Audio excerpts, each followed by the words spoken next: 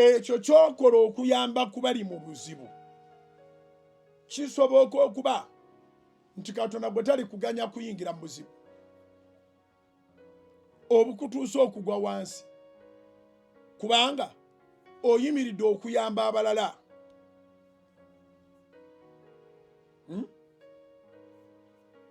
Bw'oyimirira okuyamba abalala Katonda akimanya abalina omutima ogwo bwe gutyo si bangi. Kati tajja kukuganya mu ttiimu egenda kubonaabona kubanga gw'obeererawo ababonaabona. Mu misingi gya leero kiyiga ekyokubeererawo abalala kikuyamba embeera embi bwe beekujjidde ofuna abakubeererawo kubanga basiga ensigo ennungi.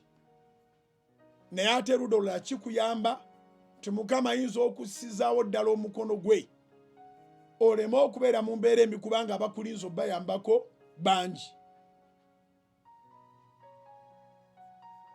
Oba tutegereganye. Nolwekyo mukwano gwange, mwannyinaze, muganda wange, muwala wange, mutabani wange ali eyo gy'oli, okusaasira kulungi nga kuliko ebikolwa.